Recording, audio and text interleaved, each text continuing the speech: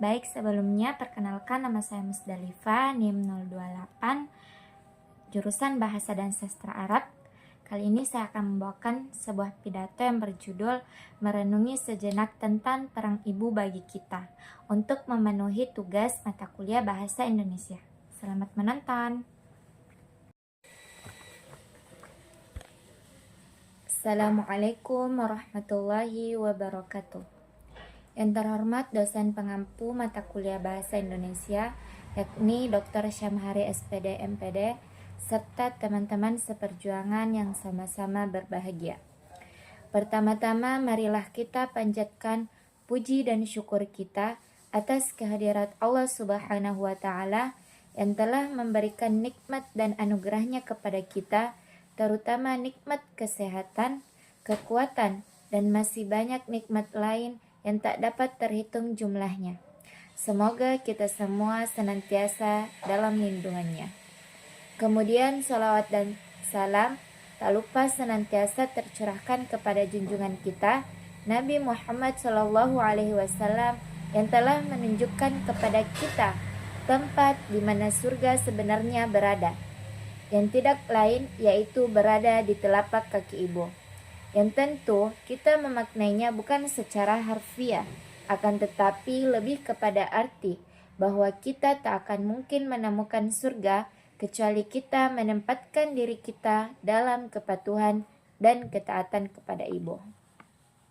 Hadirin yang berbahagia, kita ketahui bersama bahwasanya tanggal 22 Desember kemarin diperingati sebagai Hari Ibu, di mana hari yang istimewa ini merupakan momen penting untuk mengenang, menghargai, dan merenungkan jasa-jasa seorang ibu yang telah memberikan segalanya bagi kehidupan kita. Oleh karenanya, pada kesempatan ini, izinkanlah saya membawakan sebuah pidato yang berjudul Merenungi Sejenak tentang Peran Ibu bagi Kita. Hadirin yang berbahagia, sejenak kita mengulas sejarah Hari Ibu. Setiap tanggal 22 Desember oleh bangsa Indonesia diperingati sebagai Hari Ibu Nasional.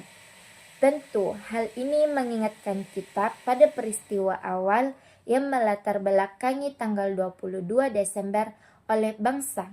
Mengapa ditetapkan sebagai Hari Ibu Nasional? Pada tahun 1928, 7 organisasi wanita mengadakan kongres di Yogyakarta. Kongres tersebut berlangsung dari tanggal 22 sampai 25 Desember dan dipimpin oleh Raden Ajeng Sukamto. Di kongres tersebut membicarakan masalah persatuan di kalangan kaum wanita, seperti masalah wanita dalam kehidupan rumah tangga, masalah perceraian, masalah poligami, dan lain sebagainya.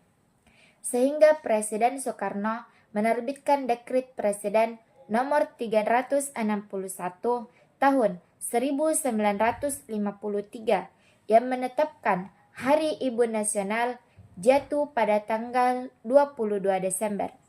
Itu artinya perjuangan mengangkat harkat martabat wanita dipandang mepresentasikan gejolak hati para ibu di Nusantara untuk melihat semua anak-anaknya punya kesempatan sama meraih pendidikan dan kehidupan yang layak. Hadirin yang berbahagia, ibu adalah peletak dasar lahirnya generasi penerus pewaris peradaban bangsa. Di tangannya lah para pemimpin bangsa ini dilahirkan dengan kepribadian istimewa. Ibu mempunyai jiwa yang tegar, walau kadang berjibaku dengan tugas utama. Dan bahkan setiap saat dia harus mengambil peran ibu sekaligus ayah di saat pendampingnya pergi atau telah tiada. Berbicara tentang ibu, tentu tak lepas dari makna perjuangan para pahlawan perempuan kita yang berusaha meninggikan derajat seorang ibu melalui pendidikan, yang namanya tetap harum hingga kini dan menjadi inspirasi bagi kita semua, seperti Raden Ajeng Kartini, Cuk Nyadin, Cut Meutia, Nyi Ageng Serang, Mata Kristina Tiahahu, Rasuna Said, Laksamana Malahayati, dan masih banyak lagi. Mereka menunjukkan dengan pendidikan terputuslah rantai kemiskinan dan kesengsaraan kaum perempuan. Hal ini menunjukkan bahwa pentingnya pendidikan kaum perempuan agar mereka lebih berdaya, berilmu, dan bermartabat. Karena mereka adalah pendidik sekaligus madrasah utama bagi generasi penerus yang akan mewarisi peradaban di masa depan. Hadirin yang berbahagia, peringatan Hari Ibu sendiri idealnya harus mengembalikan semangat juang perempuan Indonesia, sebagaimana Nyonya Siti Munjija, Siti Sundari, dan Nyi Hajar Dewantoro berpidato di Kongres Peradaban pertama. Ibu merupakan makhluk mulia yang berdaya dan mampu melakukan banyak hal. Namun, ia tak boleh mengabaikan tugasnya sebagai pendidik. Disematkan gelar ibu karena ada generasi penerus yang harus ia besarkan. Ibu yang dalam bahasa Arab disebut ummun atau ummi, ibu adalah induk, sumber segala sesuatu berasal dan kembali. Sebuah ungkapan Arab berbunyi, al-ummu madrasatun idza a'dadtaha a'dada sya'ban tayyibal a'raq. Ibu adalah sekolah utama. Jika engkau mempersiapkannya dengan baik, maka engkau telah mempersiapkan generasi yang terbaik. Ibu mampu berperan penting dalam kecerdasan anak-anaknya. Ibu juga bisa memotivasi anak-anaknya untuk berkompetisi aktif dan kreatif. Dengan kata lain, bagi anaknya, ibulah yang layak ditiru segala tingkah lakunya dan juga sebagai figur teladan. Hadirin yang berbahagia, ibu bukan hanya orang yang melahirkan kita, tetapi juga menjadi sumber kekuatan, cinta, dan inspirasi sepanjang hidup. Perjuangan seorang ibu dimulai sejak kita berada dalam kandungannya. 9 bulan lamanya, beliau menahan rasa sakit, lelah, dan bahkan mempertaruhkan nyawanya demi menghadirkan kita di dunia ini. Ketika kita lahir, ibu dengan penuh kasih sayang merawat, menjaga, dan mendidik kita agar tumbuh menjadi pribadi yang baik. Tidak ada balasan yang cukup untuk mengimbangi pengorbanan seorang ibu. Beliau mengajarkan kita tentang nilai-nilai kehidupan, mulai dari kasih sayang, kejujuran, hingga tanggung jawab. Ketika kita menghadapi masalah, ibu selalu ada sebagai pendengar setia dan pemberi nasihat terbaik. Bahkan dalam diamnya, ibu mendoakan kita dengan sepenuh hati agar selalu dalam kebaikan. Namun ironisnya, seringkali kita lupa menghargai perjuangan ibu. Kita sibuk dengan urusan pribadi hingga mengabaikan keberadaan beliau. Padahal ibu hanya membutuhkan perhatian dan cinta dari anak-anaknya. Sebuah pelukan, ucapan terima kasih, dan waktu bersama adalah hal sederhana yang dapat membuat hati ibu bahagia. Hari Ibu adalah pengingat bagi kita semua untuk tidak pernah merupakan jasa ibu.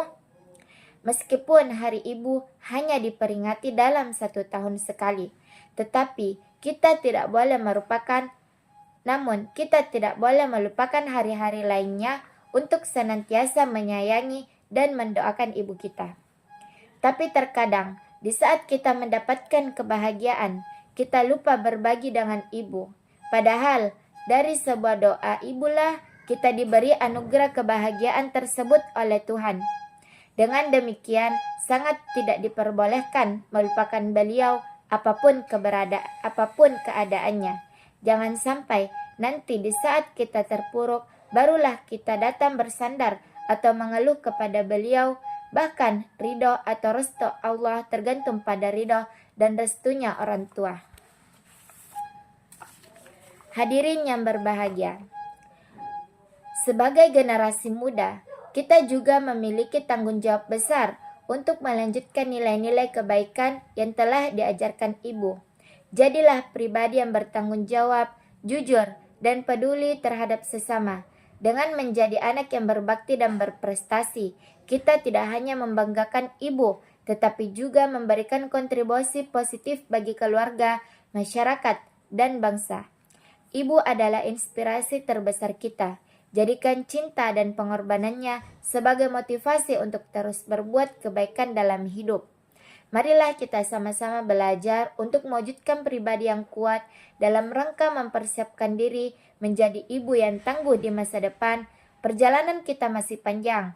Semoga dengan semangat juang Hari Ibu ini bisa menguatkan kita kembali dan senantiasa menghantarkan putra-putri kita kelak menuju kesuksesan dan menjadi pemimpin peradaban.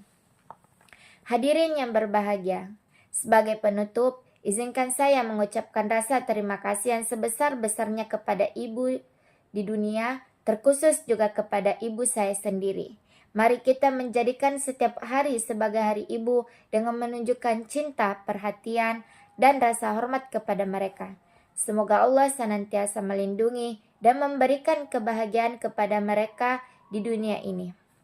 Loyang cetak kue bolu, cantik sungguh berbentuk bunga. Sungguh besar jasamu wahai ibu, di bawah telapak kakimu ada surga. Wabillahi taufiq wal hidayah. Wassalamualaikum warahmatullahi wabarakatuh.